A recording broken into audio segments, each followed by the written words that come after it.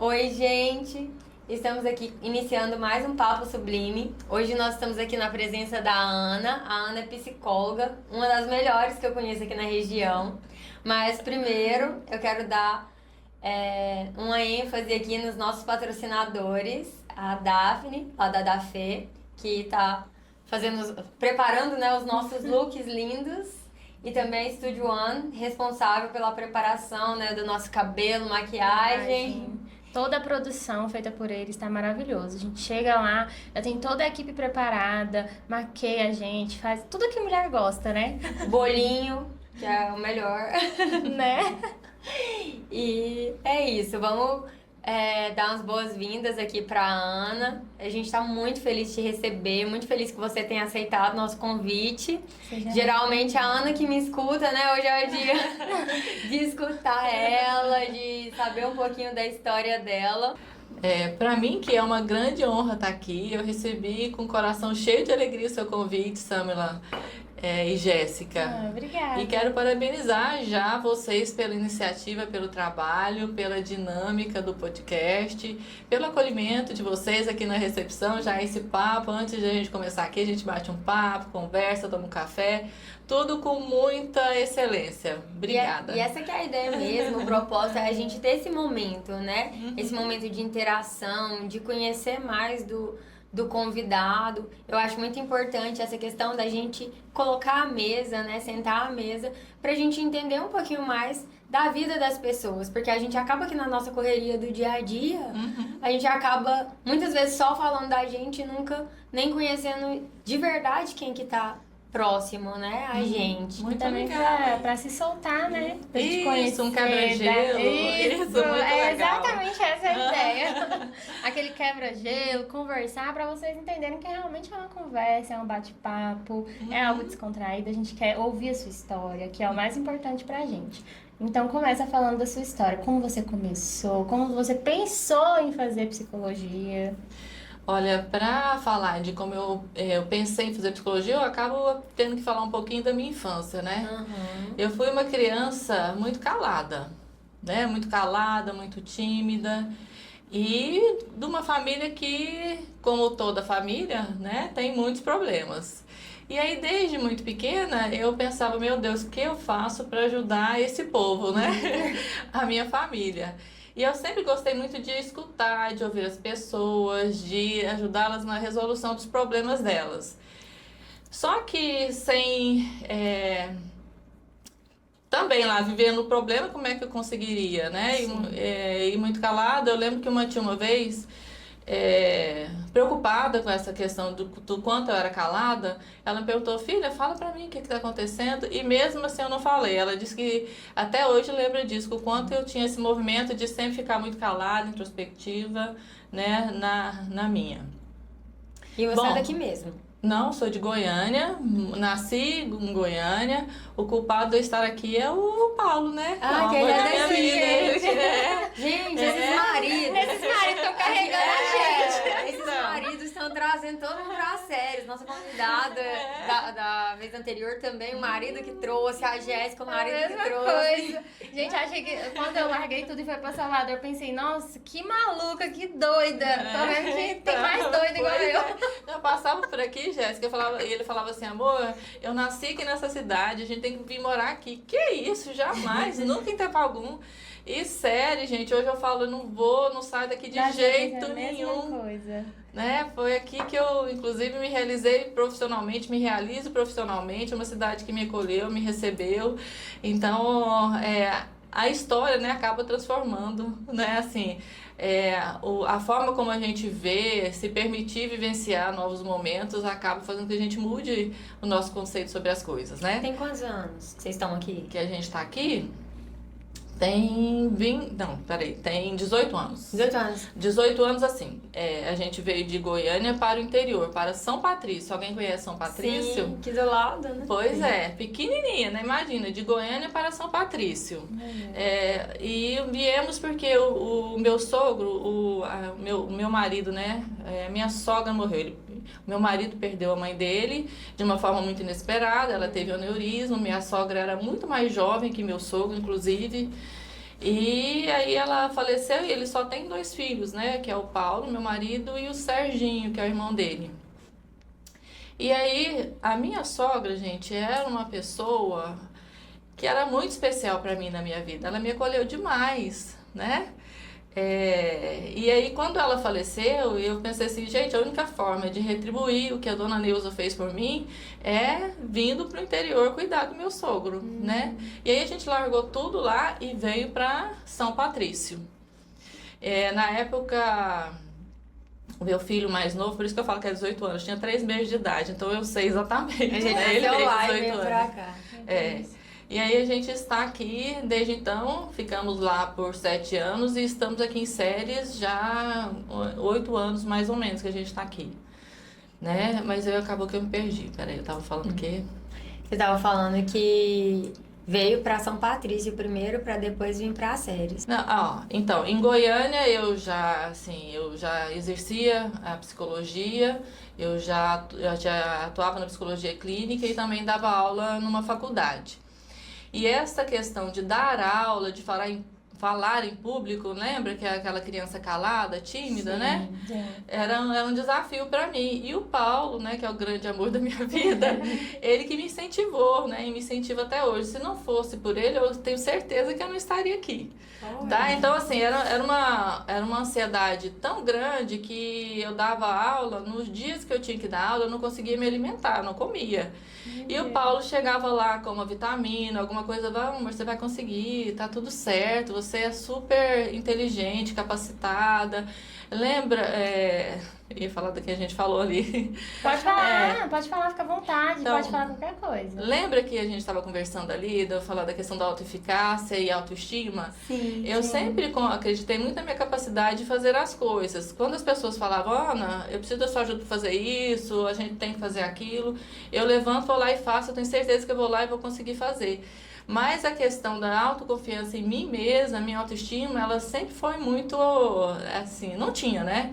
Era muito pequena. E eu só consegui superar ou melhorar a minha autoestima através de terapia, né? Olha só. É terapia, gente, né? De ressignificar isso. E ainda hoje, eu também estava conversando com vocês, eu ainda tenho, né? Quando eu falo em público, eu fico assim, nossa, eu sempre tenho uma crítica, não foi bom, não foi legal, né? Por causa que é uma coisa que me acompanha, né, muito. Quando eu comecei, inclusive, a fazer psicologia, eu não acreditava que era uma coisa que eu sempre quis, que eu sonhava, que eu queria ser psicóloga, mas inicialmente, quando eu entrei no curso, eu imaginei que eu não conseguiria, porque eu não falava em público e eram muitos seminários, as pessoas tinham que apresentar. E eu lembro que teve uma reunião com um conselheiro de psicologia na época, eles foram lá na faculdade, e o conselheiro falou do perfil do psicólogo, desse profissional. E ele falou que uma das características do profissional era o que podia impedir ele de continuar na profissão, era uma pessoa tímida que não conseguia falar, né? Muito reservada, não tinha Ele nem foi chance de continuar. Eu falei, pronto, confirmou, não é pra mim mesmo, deixa eu ir embora. Eu posso de água fria. Eu tinha que ter colocado meu pai pra fazer uma aula com esse cara. Porque você sabe, né, que meu sonho era fazer psicologia. Eu acho que eu já comentei isso com você, né? Meu sonho era fazer psicologia e meu pai não deixou. E uma vez eu lembro que meu pai virou pra mim e falou assim: minha filha, psicólogo, escuta as pessoas. Você só conversa, você gosta de falar e não de escutar. E assim, eu sei que o problema dele não era esse. Não era com que eu falava demais. O problema dele era porque ele morria de medo de eu começar a estudar demais essas coisas e virar ateia e contra os princípios dele, né, de religião. Ele sempre teve muito medo de tudo que vai pro lado da ciência, que você começa a estudar sim, esses filósofos, esses psicólogos, tudo. Isso ele tem medo, porque ele pensa assim, vai começar a estudar demais, vai começar a achar que Deus não existe, que isso é... E ao contrário, aí é que a gente vê Deus mesmo nas coisas, né? Na nossa capacidade de criar uma ciência, técnicas que pode ajudar a vida das pessoas, é só Deus mesmo para nos capacitar, né? E ao contrário do que ele pensa. Pois é, aí eu acreditei que eu não faria mesmo, né? Psicologia, não era pra mim. E, gente, olha, quando eu falava em público, eu ficava vermelha, da cor de um tomate mesmo, né? Quando eu comecei a dar aula aqui em séries, meus alunos da UEG, eles me apelidaram desse nome, olha lá o tomatinho chegando, né? Nossa, Deus. Hoje isso acabou. Olha só, hoje isso acabou, né? Mas eu acreditava que eu não poderia ser psicóloga, né? E outra coisa que me abalou quando eu comecei a fazer psicologia é que eu descobri que eu não podia mudar as pessoas. Eu fui lá pra consertar a minha família, ué. Uai, e aí me fala uma coisa dessa? Aí eu descobri que as pessoas só mudam se elas quiserem mesmo e com muito esforço. Exatamente. Né? Isso é uma coisa que eu ia te perguntar. Quando a pessoa vem e te traz um problema da vida dela, assim, que você meio que sabe o que ela precisa fazer. Porque eu sei que o psicólogo, ele não pode... Como é que fala? Falar o que a pessoa precisa fazer, né? Diretamente. Ela tem que descobrir sozinha. Exatamente. A gente... Você tem que instruir a pessoa pra ela descobrir sozinha o que ela precisa fazer. Mas não dá vontade, não, de falar assim, olha, faz assim, O caminho assim, é esse. O caminho é esse e vai dar certo. Não dá, Jéssica, porque o que a gente aprende no curso é que as pessoas, elas só vão te ouvir a partir do momento em que elas perceberem que faz sentido para elas, de acordo com o contexto delas, a forma de visão de mundo que elas têm, com a capacidade delas. Então, dependendo do que eu disser para uma pessoa, olha, você tem que fazer isso, isso, isso, ela simplesmente vai embora. Porque não faz o menor sentido para ela o que eu estou dizendo. Então, por isso que quando a gente fala de psicologia, a gente fala de técnicas que vão ajudar as pessoas a se encontrar, entender melhor a si mesmo, as suas potencialidades, as suas fragilidades e tomar as suas decisões de acordo com a realidade delas, né? Com que faz sentido para elas. Mas você ouve muito, né, as pessoas falando, mas me diz o que eu faço? Não, muitas pessoas chegam com esse objetivo. O que eu vou fazer agora? Né? Primeiro vamos pensar como é que é a sua visão sobre isso, o que você deseja, o que você quer. É claro que é bem a questão da vela, né? De iluminar o caminho de escuridão, né? Para aquela pessoa, para ela entender melhor aquele contexto que ela está vivenciando, aquele sofrimento que ela está trazendo.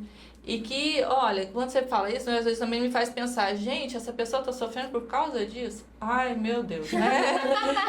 Porque tem coisa que parece que ao nosso ponto de vista é tão pequeno, então, mas se a gente... exatamente. Acho que é porque também você ouve tantos problemas, né? Que às vezes alguns problemas você pensa, nossa, mas tá sofrendo por causa disso?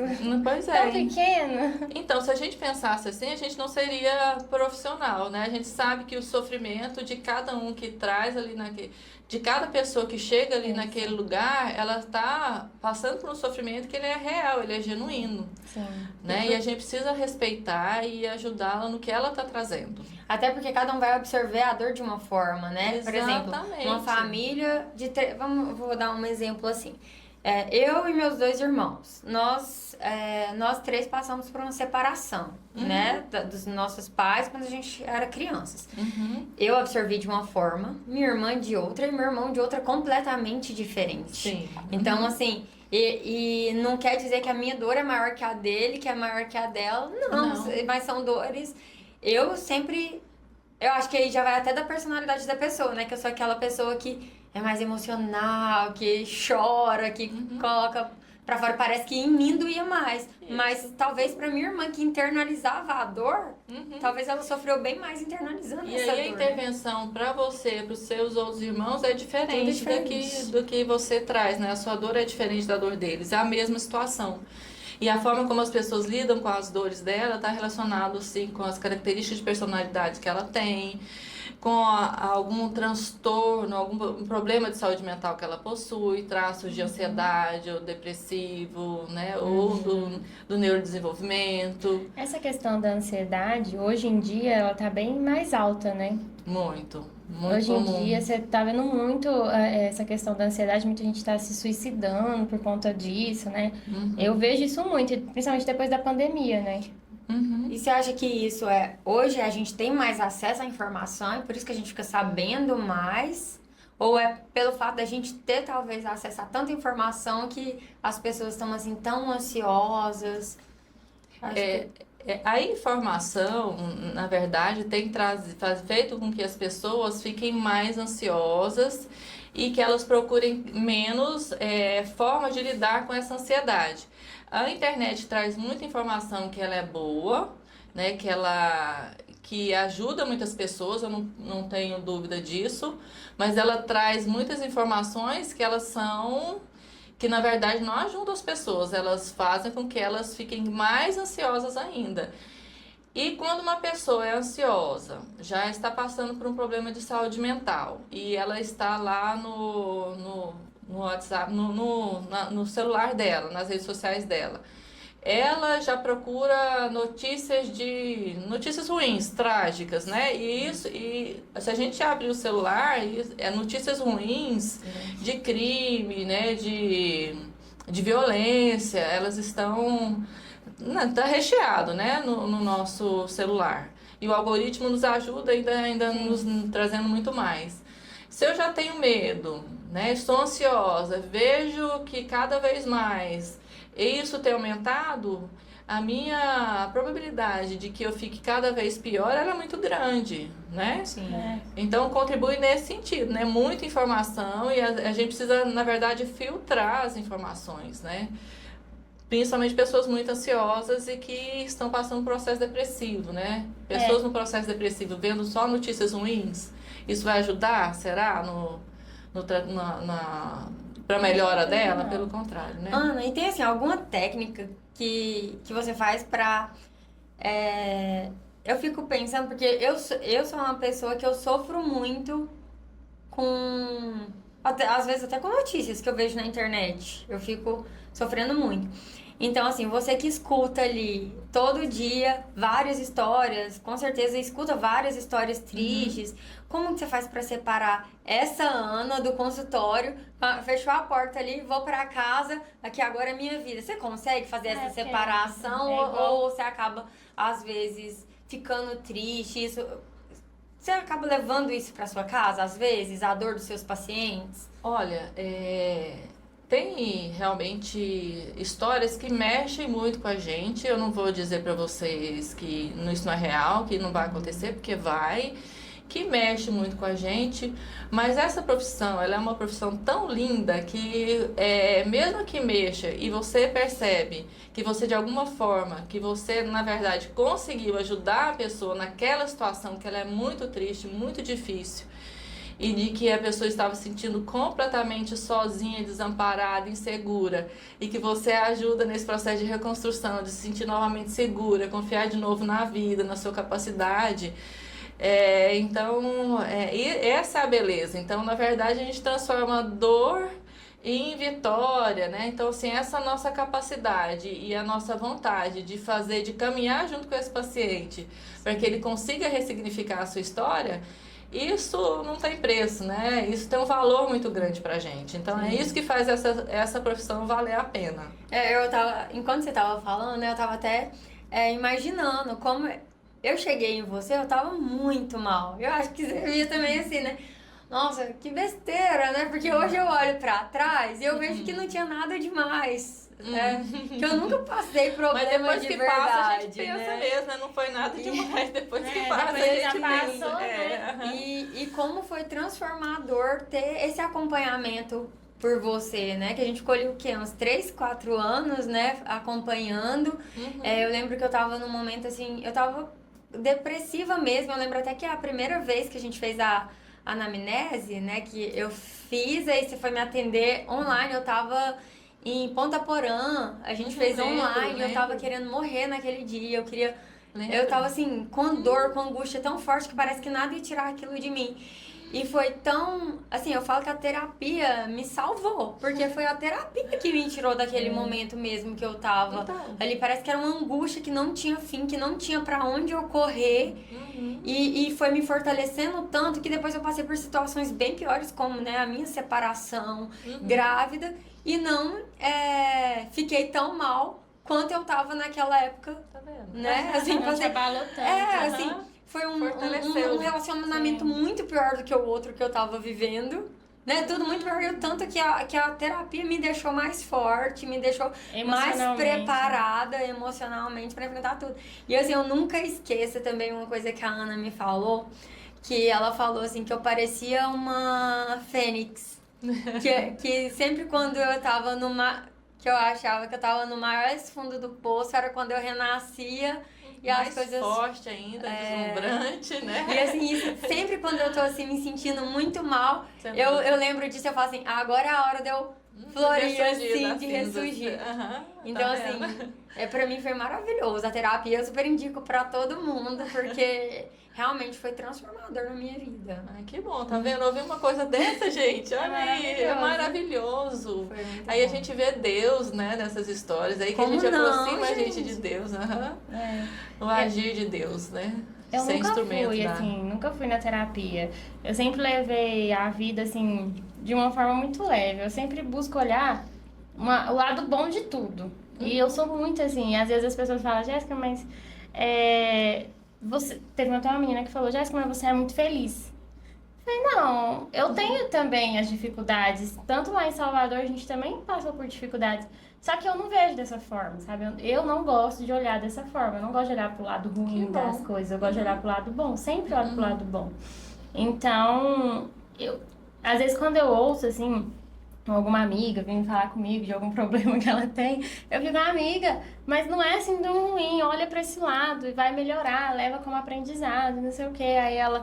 Aí eu falo, né? Não, já que você não tá conseguindo, vai para um profissional, vai no psicólogo para ele te ajudar a você olhar o lado bom das coisas. Porque eu falo que o mundo tem muita maldade. O mundo é muita maldade, gente. Quando você abre ali, bom dia na televisão, é que fulano foi morto, que a mãe matou os filhos, ou que os filhos mataram a mãe. É uma tristeza. Eu não vejo, por exemplo. Jornal de manhã cedo, eu não vejo, porque eu acho... como é que você começa o dia com essas informações, sabe? São tóxicas. Põe a gente pra baixo mesmo. Aqueles jornais assim, e às vezes você tava grita, bem, sabe? E às vezes você tava bem, sem perceber, você começa a ficar mal e não sabe nem o que aconteceu. Ruim, sabe? Eu acho que a gente tem que começar o dia bem, o dia com a família, sentar na mesa com a família, orar, sabe? Ter um dia bom, assim, pra trazer energias boas. Se você começa um dia, igual ela falou, de ficar pesquisando coisa na internet, coisas ruins. Eu fiz isso um pouco no final da gestação. Aí você vê mãe que tá perdendo o neném. Aí você vai absorvendo aquilo e vai te dando ansiedade. E aí eu falei, gente, parei. Não, eu não sou assim, eu não sou assim. Comecei a pular os vídeos ruins. O que você consegue fazer isso, ter essa autoconsciência e parar. O que acontece muitas vezes é que a gente não consegue, a gente vai mergulhando cada vez mais nessas notícias ruins. E sem perceber, a gente vai ficando cada vez pior e às vezes mais doente, né? E mais adoecido e não sabe o motivo, né? É uma questão muito de autoconsciência. Nossa, me faz muito mal mesmo. Às vezes eu gosto de ver notícia. E eu tenho que parar com isso. Porque eu gosto e o algoritmo sabe que eu gosto. E aí ele manda mais. Aí ele fica me mandando mais. Aí tem dias que eu vejo que eu tô com dificuldade pra dormir. Não porque assim... que eu tô assistindo e não quero parar. Tá intoxicada. Hiperfoco. E tá intoxicada. Eu fico assistindo. Ainda mais... Uma das coisas que eu tava assim, hiper focada em assistir era crime que cometiam com crianças. Gente, eu tenho que parar de assistir isso, porque senão eu vou ficar muito preocupada. Porque eu tava assim, num medo de que acontecia alguma coisa com a Melissa, eu tava tão bitolada, eu falei, peraí, cadê minha confiança em Deus, né? Cadê minha confiança de que Ele tá guardando ela, de que Ele tá cuidando, e que ela é do Senhor, né? A gente cria filhos pra Deus, Deus dá e dá tutela pra gente, mas não é nosso. é dele. Então, tem que entregar pra ele. Eu tava nessa fase, assim, de querer assistir o tempo inteiro. Aí eu assistia e eu queria ligar pro meu pai ou pra minha irmã ou pra alguém pra contar. Porque... Tá vendo o que a madrasta fez e tal? Eu nunca vou deixar a Melissa ficar com a madrasta, entendeu? Eu sempre falava. A gente tem que ter muito cuidado com isso, porque aí a história do outro vira a nossa história e não tá acontecendo com a gente. Sim. E aí a gente acaba perdendo a oportunidade de viver o que, como você falou, o que Deus está preparando para você agora. Você começa a sofrer, né? Você começa a sofrer. É que gera ansiedade, né? Você começa a sofrer antecipadamente por uma coisa que nem vai acontecer. De repente nós estamos num momento de vida mais abençoado, de receber cada vez mais, né, bênçãos, né, do universo. E a gente está olhando para pessoas que estão, né, em situações muito ruins. A gente está saindo do foco nosso para a vida de outras pessoas. A gente precisa desintoxicar, e se a gente ainda tem predisposição de ficar, né? Você parou de ver a notícia, mas a notícia continuou aqui na sua cabeça. De parar esse filme é como se fosse um filme. A gente tem que aprender a parar, de falar assim, peraí, a gente precisa começar a se perguntar, pra que eu tô fazendo isso? Pra quê? Isso me ajuda em quê? Mas é por isso que assim, eu tento buscar ocupações o tempo inteiro na minha vida, né? Eu não gosto de ficar parado. Porque se eu ficar parado, eu vou pro celular. Então, assim, ou eu tô trabalhando, eu tô jogando um tênis ou um beach tênis, eu tô na academia, ou eu tô fazendo qualquer coisa. Porque se eu chego em casa... E aí eu tento trocar os meus hábitos. Sair do celular um pouco, ler um livro. Eu tô tentando mudar porque... Não dá, a internet realmente ela adoece a gente. Ver conteúdos bons nas redes sociais, né? Tem muito conteúdo bom. Tem. Né? E aí quando você começa a ver, o algoritmo também começa a te mandar conteúdos bons, conteúdos felizes. Isso. Foi o que eu fiz, foi o que meu marido fez, na verdade. Ele pegou meu telefone e falou, não, chega de ver isso daqui. Aí ele começou a pesquisar. Vídeo feliz, vídeo de mulher dando a luz, vídeo da criança rindo, gargalhada de criança. É isso, exatamente. E aí começou a aparecer só isso. É uma questão de fazer disso um hábito e de, inclusive, reprogramar a nossa mente, né? Sim. A neurociência fala muito sobre isso, né? Da questão de quanto a nossa mente ela é reprogramável, né? Mas como? A partir de hábitos diferentes. Se a gente faz a mesma coisa sempre, o caminho, as sinapses vão ser as mesmas. Se a gente começa a fazer um outro caminho, as sinapses cerebrais vão ser outra. Né, vão começar a se renovar. E no início parece que é chato, você não vai aprender, parece que não é você.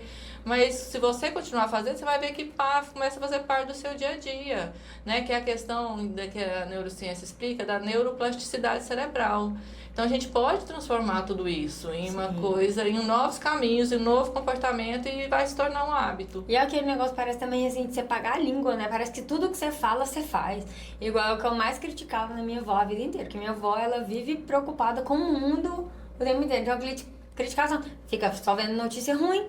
Tá comportamento vendo? aprendido. Aí você repetindo esse comportamento. Tô replicando o comportamento que eu mais criticava dela. E geralmente as pessoas fazem isso, né? Aquilo, inclusive, tem pessoas que trazem um sofrimento muito grande de coisas que as pessoas fizeram com elas, fizeram elas sofrer demais.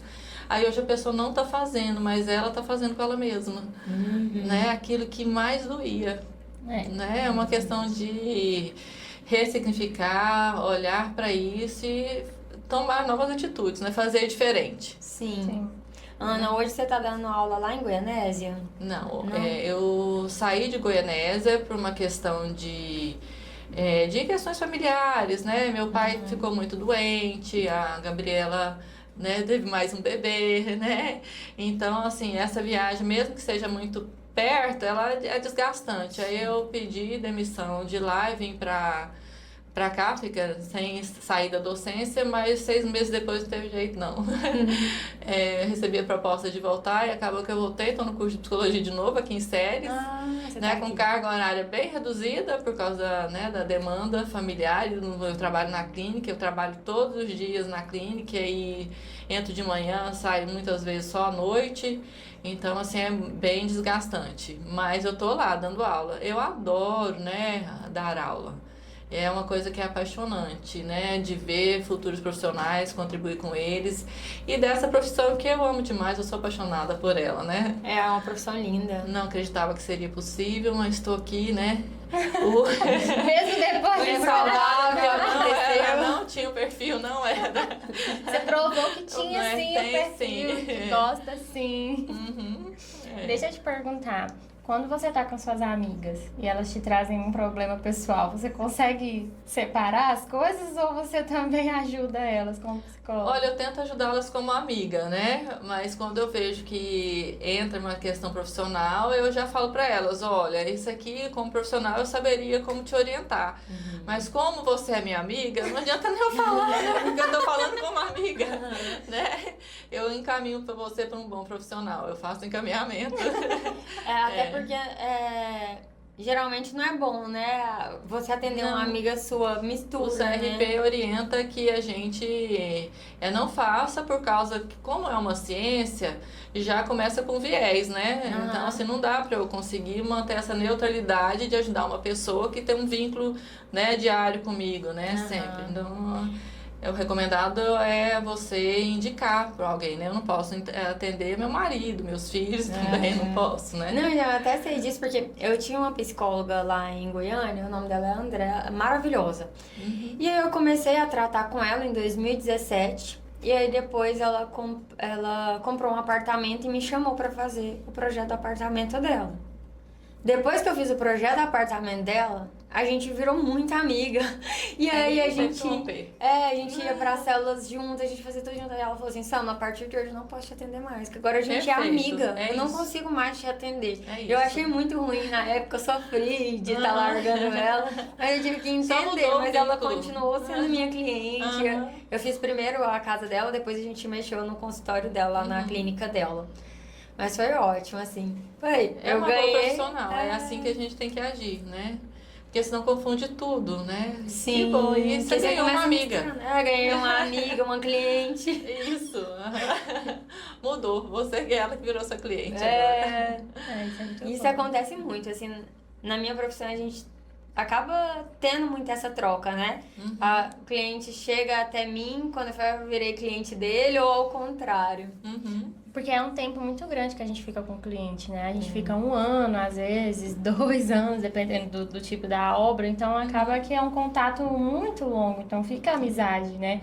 E por questões tão importantes na vida da pessoa, É o né? sonho, A casa, né? o sonho delas, e vocês, né, ajudando, orientando, e de uma forma tão, né, amorosa como vocês fazem, com certeza. E tem quando cliente... chega a época da obra mesmo em si, a gente tem que ter muita cautela, habilidade emocional para lidar com o cliente, porque ele tá geralmente a obra é estressante, né? Não tem como não ser.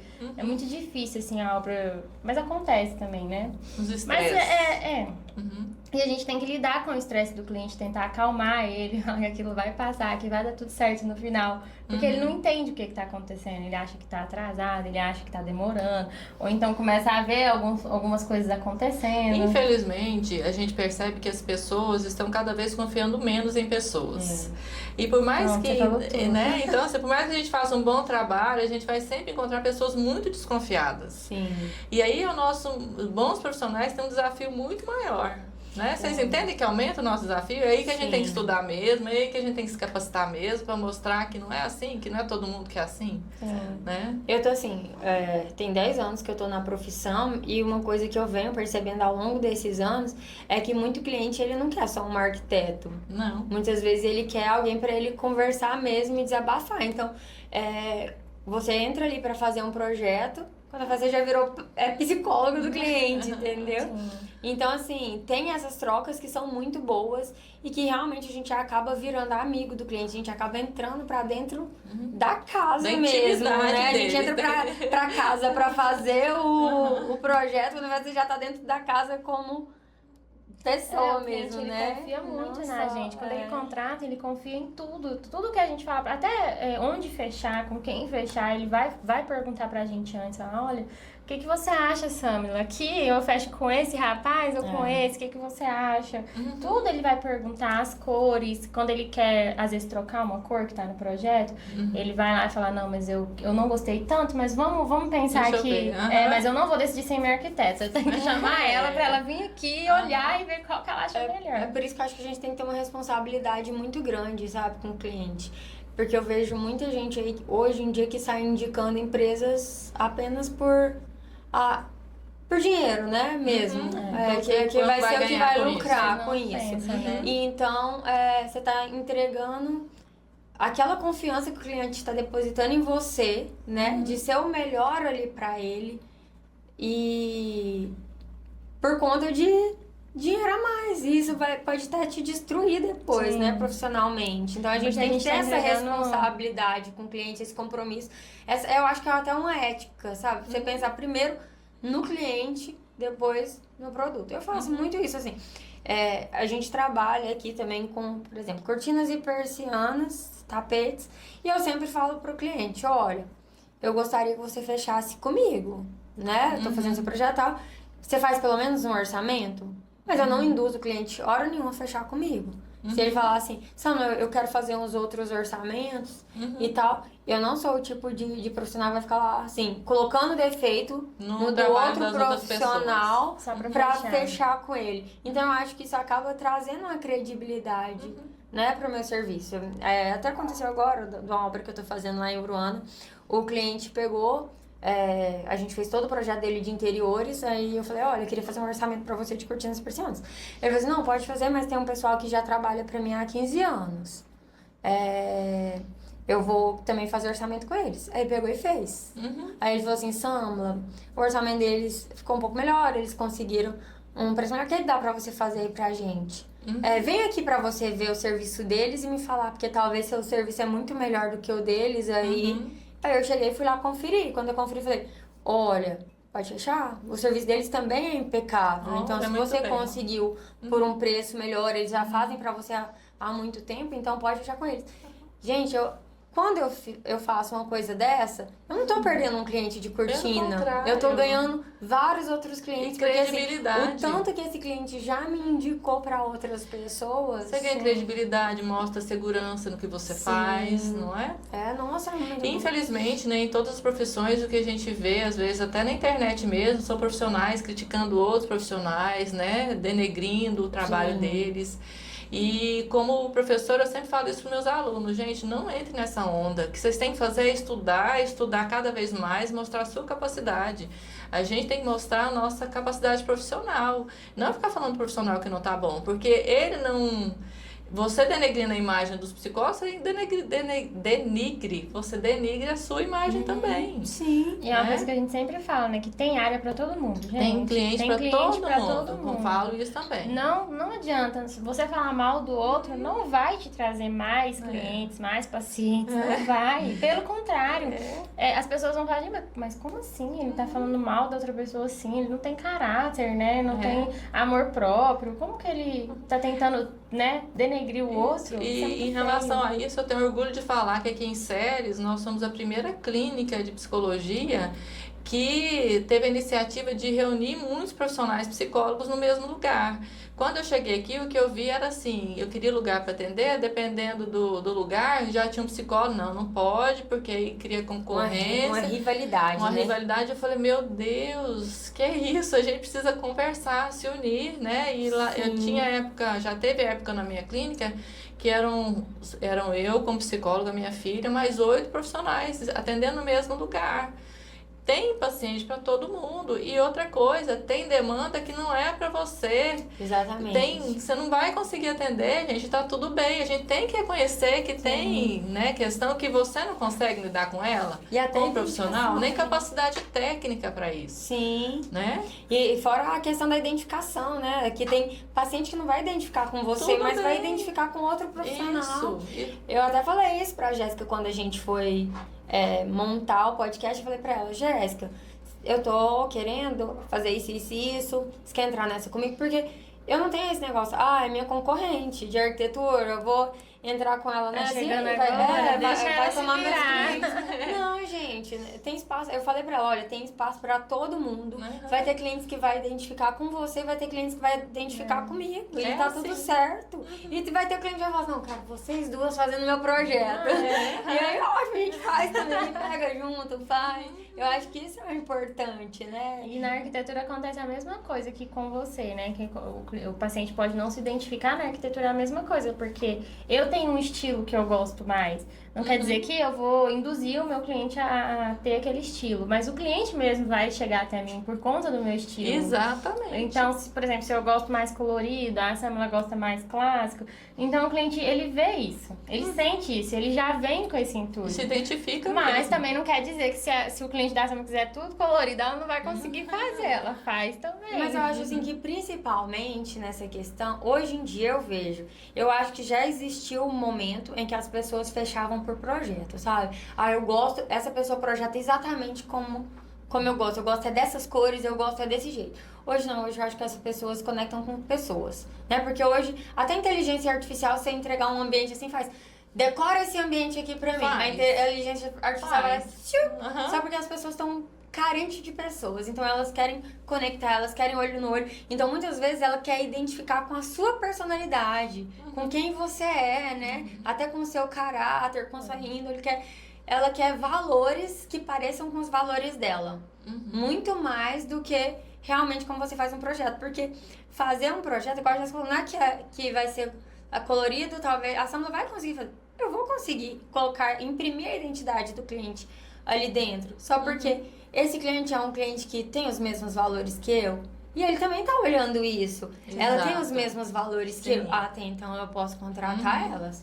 Ele vai contratar pelo estilo da pessoa, né? Pelo jeito, pela conversa, se encanta ela, não. A reunião ali inicial é o que vai conquistar o cliente. Sim, e de fato pessoas precisam de pessoas mesmo. Se conectar E a às gente está pessoas. num momento em que as pessoas estão com uma tendência muito de se isolar e de acreditar que não precisam, né? A inteligência artificial está aí para estimular, inclusive, isso nas pessoas, né? E é um risco muito grande de mais adoecimento mental, né? Psicológico. É porque hoje em dia eles acham que se conversar lá no chat GPT Eles dão respostas, né? E tem gente que conversa mesmo como se fosse um amigo, né? Vira o melhor amigo. É o melhor amigo. E uma característica da inteligência artificial é que ela é bajuladora, né? Ela vai te falar o que você quer ouvir. Exatamente. Exatamente isso. Eu até comentando isso na sala de aula, falando isso para os alunos, não, professora, não é assim não. Ela fala baseado em pesquisa, faz uma pesquisa e te dá a resposta. Eu falei, não é. Ela é bajuladora, ela vai te dar a resposta que você quer ouvir. Ela falou assim, então tá bom, vou fazer uma pergunta aqui para a inteligência artificial, vou ver se estou pensando em fazer uma loja de bijuteria na Lua, o que você acha? Nossa, como você é criativa, a resposta do chat. Essa ideia é autêntica, não temos esse tipo de negócio na Lua. Entendeu? Você vai bombar, então você lá vender. Aumenta essa autoestima lá em cima. Entendeu? Então, né? Vai que vai dar disso. certo. Agora, o risco disso, uma pessoa que é narcisista, megalomaníaca, imagina, ou que está em surto psicótico. Meu Deus. Alimenta muito mais, né? Com certeza. As doenças, né? As patologias. É um risco muito grande. Jesus. Precisamos, gente precisa de gente, de pessoa, de ser humano. Ana, e você tá assim, mais hoje em qual área? Assim, hoje você não, a gente tava até conversando ali um pouquinho antes, e você falou, né, que não atende essa área de TDAH. Quando eu vejo que é uma questão mais do neurodesenvolvimento mesmo, né, TDAH, autismo, dislexia, qualquer transtorno mais específico da área da psicologia, que a pessoa quer reabilitação para essa área específica, a gente encaminha para um neuropsicólogo, que é o profissional, um psicólogo que se especializa em neuropsicologia, que está mais habilitado para esse tipo de demanda. Para mim, a dislexia seria mais com um fonoaudiólogo. Psicólogo, fonoaudiólogo, é uma equipe multiprofissional, né? Eu nunca fiz, eu tinha que fazer. Mas eu sempre vou adiando e nunca fiz. Mas eu falo, porque eles falam que é genético, né? Dislexia que pode passar. Inclusive, minha mãe tem e passou pra mim. Aí eu falo que se minha filha tiver, eu vou identificar logo de cara e vou colocar ela pra ela não passar o que eu passei. Porque eu sofri muito. É difícil, né? Eu sofri muito. A minha professora que conseguiu identificar, né? Minha professora de português, que conseguiu Olha identificar. só. Eu sempre odiei português. Mas eu não é que eu odiava sabia por quê. português. Aham. Eu nunca entendi o porquê que eu não gostava. Depois que eu fui entender que é por conta da dislexia, que eu não conseguia associar as palavras que têm os mesmos sons. Então, eu sofri muito, eu achava que eu era burra em português. E aí, quando eu entrei na faculdade, nossa, piorou muito, porque as aulas teóricas eram o terror da minha vida. E assim, eu não sei como que eu consegui passar em tudo de primeiro, porque eu não tive nenhuma reprovação no meu curso inteiro, né? Passei em todos, não tive nenhuma Você tentou se recuperação. adaptar, né? Você viu a sua Eu me dificuldade, adaptei. você não ficava só com a aula, você tentava atender de uma outra forma. Mas eu sempre tive vergonha. Quando chegava minhas provas, Uhum. toda Você vermelha, desesperava. toda vermelhinha de correção mesmo, de entendi. português. Aham. Eu nem mostrava, eu pegava a minha prova, dobrava e saía andando de vergonha. Porque se alguém Aham. visse minha prova, eu Olha falei, só. gente, na faculdade, como é que na faculdade você pega Tem uma prova de tanto, sim. redação com tanto erro? Uhum. Eu pegava, fechava e saía. As meninas, minhas amigas, ai, qual foi sua nota? Eu, ai, menina, nem vi. Aí eu olhava assim, ai, foi tanto. Ai, não, mas eu também nem gosto dessa matéria. Eu falava desse jeito. Entendi. Mas é porque era uma dificuldade. Aí no final do curso eu tinha uma prova que eu fiz que eu sabia que eu tinha ido muito mal, muito mal. Aí eu cheguei no meu professor e falei, olha, eu tenho dislexia, essa prova foi toda oral, foi muito difícil pra mim.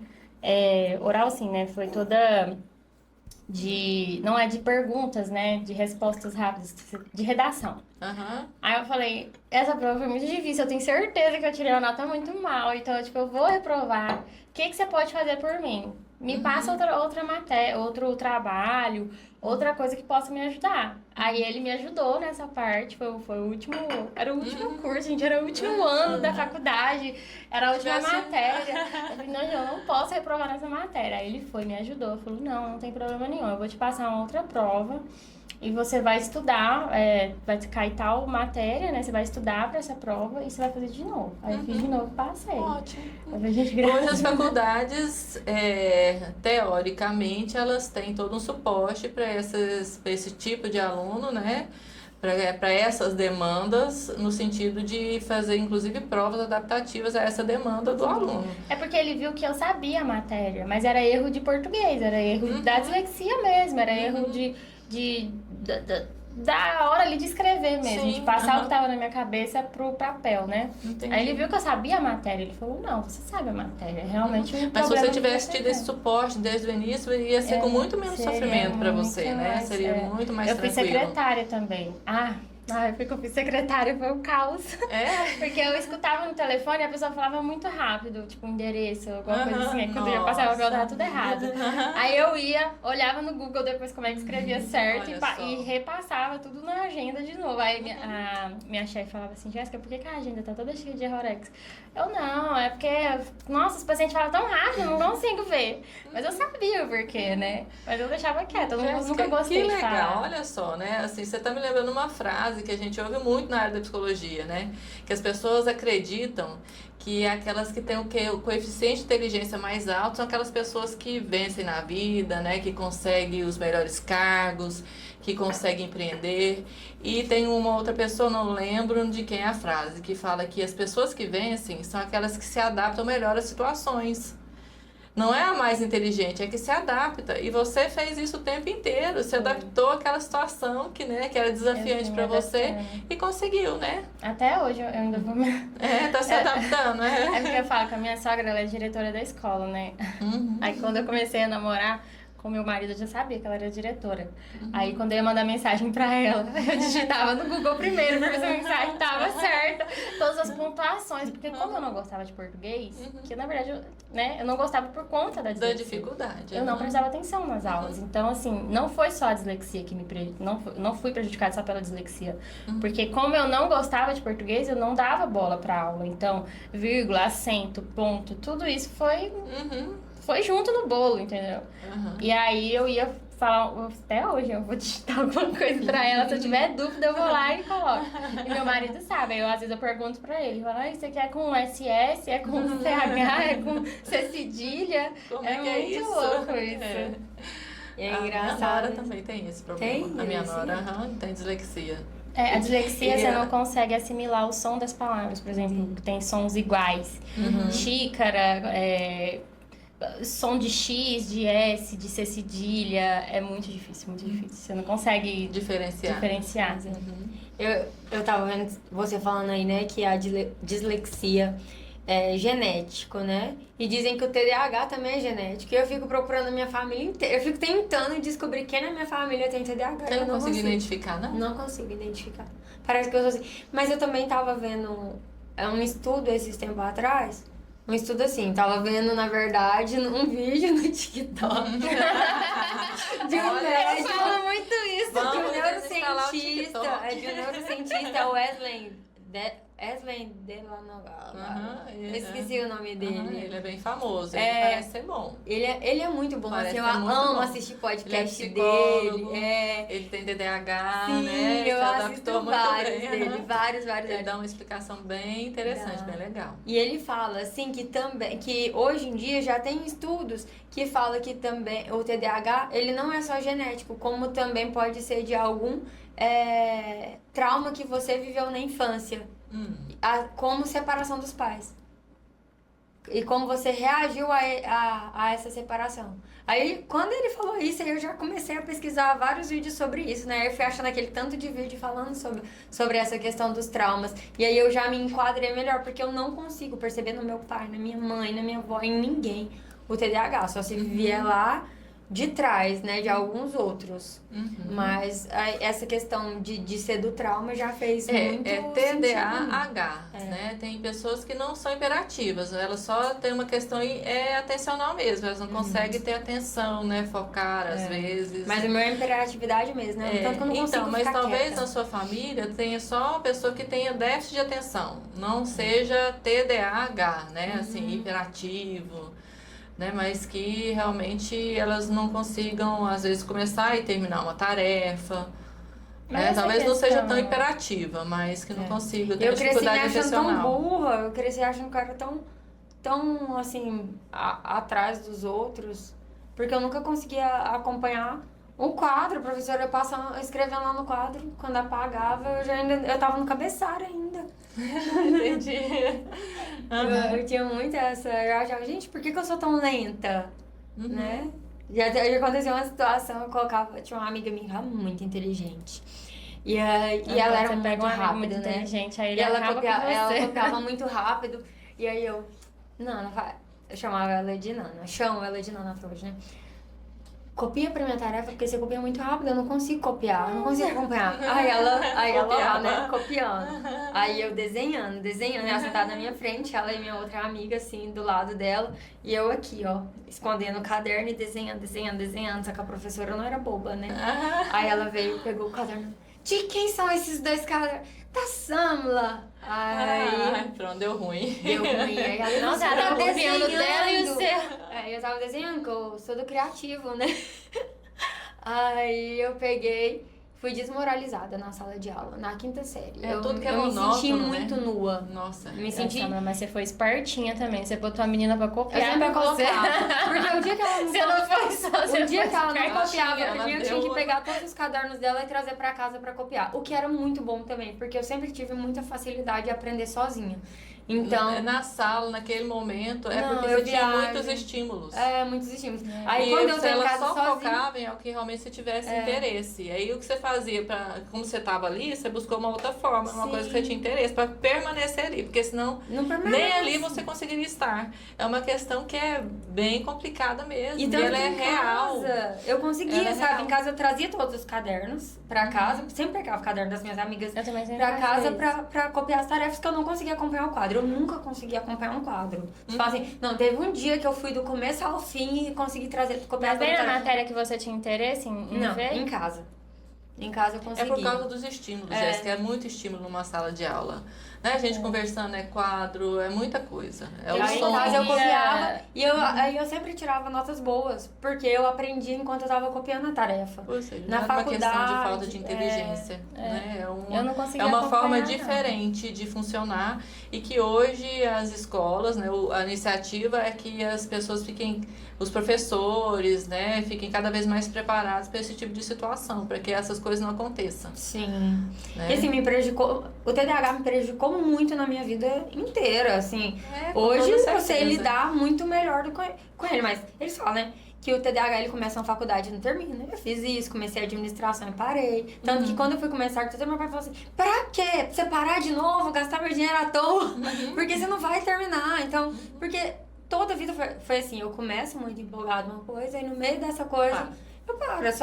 É naquele momento de motivação. Igual eu tava te falando aí, se eu decidir hoje que eu vou pintar meu cabelo, tem que ser hoje, porque amanhã eu já não quero mais. Né? Eu ia até dar a vontade de novo de fazer outra coisa. Esfria. Da mesma forma que você é muito 880, né? Aquele negócio, ou você quer aquilo ou você não quer. Não tem um meio termo, parece. Assim, o planejamento. Eu não sou a pessoa que planeja as coisas para executar. Eu tenho que ir lá e fazer. Não, eu falo que quando eu cheguei na metade do curso, eu falei, eu gostando ou não, eu vou terminar. Tá doida, eu cheguei na metade. Eu gostando ou não, eu vou terminar e depois eu faço outro. Mas eu amava a arquitetura. Eu terminei por desafio mesmo, assim, de fazer assim, do meu pai falar que eu não terminaria, eu vou terminar. Eu vou terminar. Por mais assim que eu já... Teve uma fase que eu me esgotei. No 9º período, por exemplo, eu ainda estava trabalhando no shopping. E já tinha 6 anos eu trabalhando no shopping, que eu comecei a trabalhar quando eu ainda fazia administração.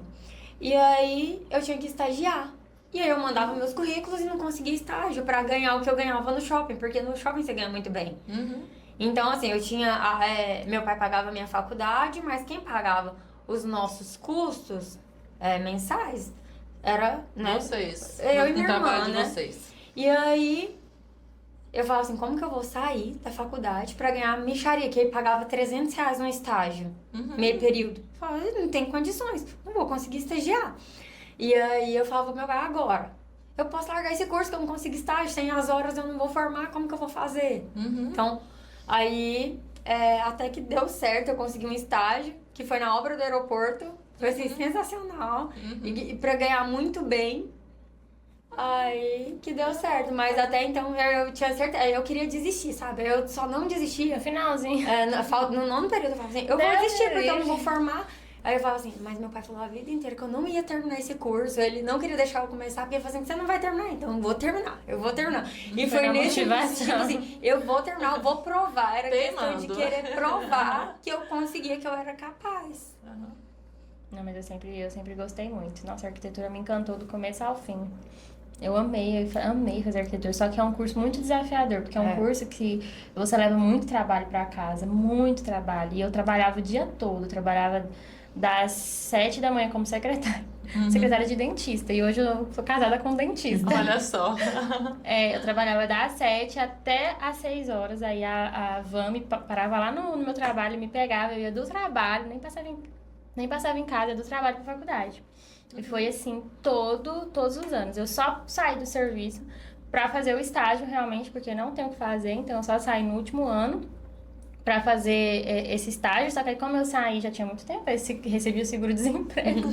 Então porque o estágio não te paga nada, ele te dá uma ajuda de custo de ônibus e de alimentação que não te dá nada. E a gente, né, não tem aquela condição toda pra se manter e pagar a faculdade e tudo mais.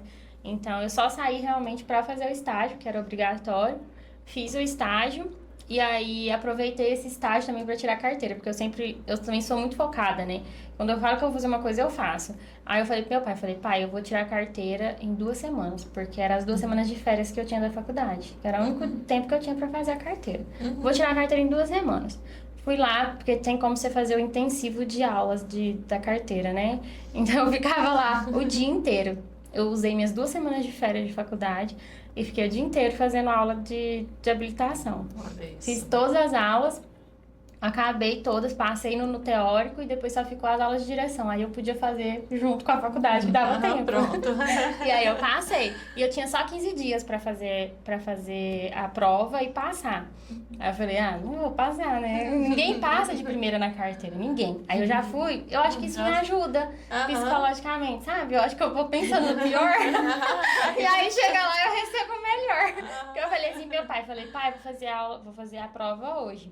Mas eu tenho certeza que eu não vou passar, porque ninguém passa de primeira. Ninguém. Tipo, E de você 5, passou, Jéssica? eu passei de primeira. Meu Deus! Eu passei de primeira, nem eu acreditei quando eu saí de lá. Eu não vou falar E foi muito engraçado que na hora que eu tava terminando a prova, que ele falou assim, o instrutor falou assim, pode estacionar. Quando ele falou, pode estacionar, e eu vi que eu fiz tudo certo, na minha cabeça a prova tinha acabado. E pronto. Eu estacionei longe do meio-fio. Eu falei, gente, eu não acredito. Eu não acredito. Porque eu pensei assim, a prova acabou, minha cabeça desligou ali naquela hora, na hora que ele falou, pode estacionar. Estacionei longe. Na hora que eu vi ele colocando a cabeça pra fora, eu falei, não, gente, não acredito nisso. Mas aí, como foi só esse erro na prova inteira, ele me passou, eu passei. Aí eu liguei pro meu pai e falei, pai, realmente eu não passei, né? Eu tava já esperando isso e tal. Ele, nossa, filha, eu não acredito. Claro que eu passei! Que legal. Ele achou o máximo. Mas ele porque é uma fala. prova, essa prova do Detran é uma que gera muita ansiedade nas Gera. pessoas e Muita. elas não passam, não é nem pela prova, é pela ansiedade, pela cobrança ali daquele momento. Eu sou muito ansiosa, né? mas eu acho que pensando no pior, eu acho que me você deixou mais tranquila. Na minha vez, né, que eu fui tirar, eu lembro que eu não sabia isso, eu não aprendi que primeiro você pisa no freio, depois na embreagem. Então fazia, né? Aí eu pisava na embreagem, depois freio. Aí eu fiz isso 5 vezes. E as 5 vezes o cara falou, primeiro freio, depois embreagem. Aí ia passar o quebra-mola, pisava lá na embreagem, depois no freio. Aí ele, primeiro freio, depois embreagem. Aí eu fiz 5 vezes. Aí a gente foi, tá, ele falou, você fez tudo certo, exceto a questão do tudo freio, depois embreagem. Aí, por isso você reprovou e tal.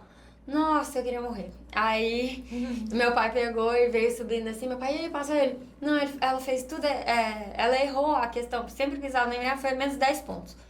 Aí eu, Aí na outra vez, quando eu cheguei, eu já fui falando pro cara, eu já fiquei amiga dele, eu acho que ele... Eu fui conversando com ele... A Sandra vai pela amizade. Eu fui conversando com ele a prova inteira, eu falei assim, ele não vai nem perceber, se eu pisar com ele na embreagem, depois no freio, não vai nem perceber.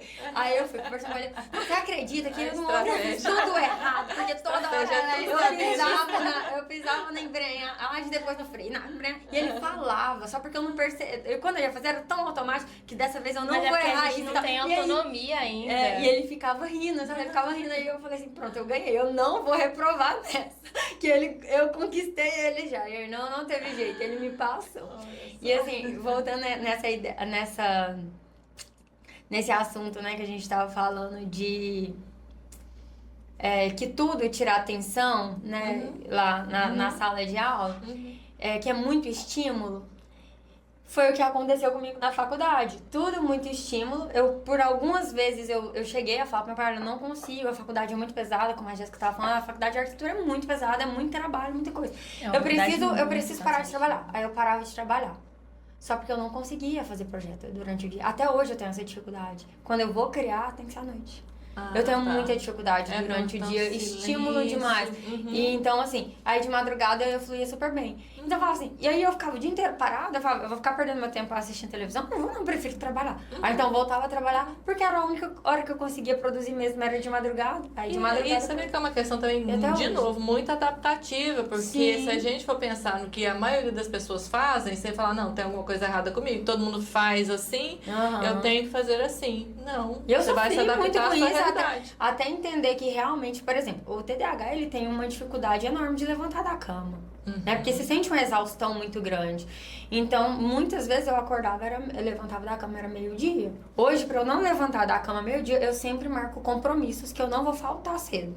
Então eu tenho essa obrigação, eu sou muito mandando mensagem. Eu sou muito certa. 7 horas ela tá mandando mensagem, eu tô lá tentando fazer minha filha dormir, mas 1 hora pra dormir mais um pouco. E a Sandra me mandando mensagem. Eu sou muito assim de honrar com o que eu falo, né? Então, se eu fiz compromisso, eu tento cumprir aquele compromisso.